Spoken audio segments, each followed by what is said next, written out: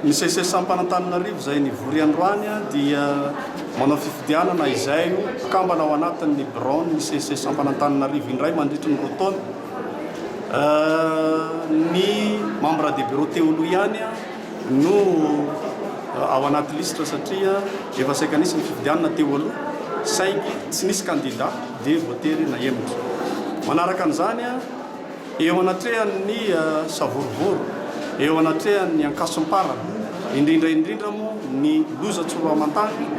mikasika ny fanaovana fanadinam-pirenena dia ny baccalauréat dia manameloka tanteraka amin'ny herina manontolo izahay membre ny CC-Antananarivo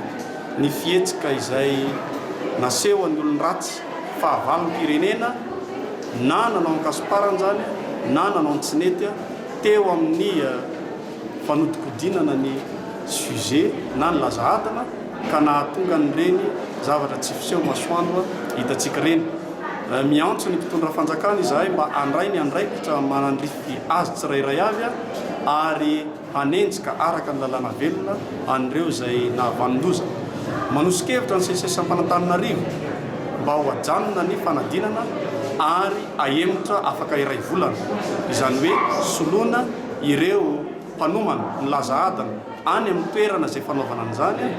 avy eo dia manina tsara ihany koa asiana fanalamaso entitra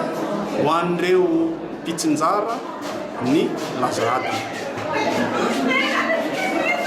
Manaraka an'izany moa dia misy ihany koa ny préavis de grève izay nataony CC-Antananarivo taoriny ny fanomezana 10 andro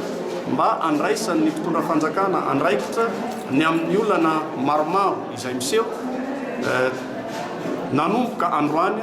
dia miroso ao anatin'izay préavis de grève izay mandritra ny 17 ora ny farany ny alatsinainy. Misy fivoriam-be izay ataony CC-Antananarivo ny talata amin'ny 9 maraina raha sanatrika tsy misy ny vahaolana entitra raisin'ny fitondram-panjakana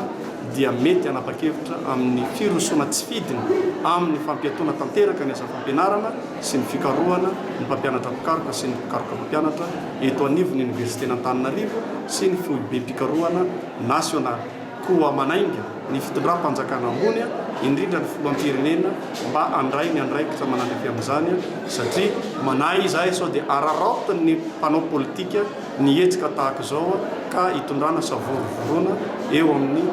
fiainam-pirenena.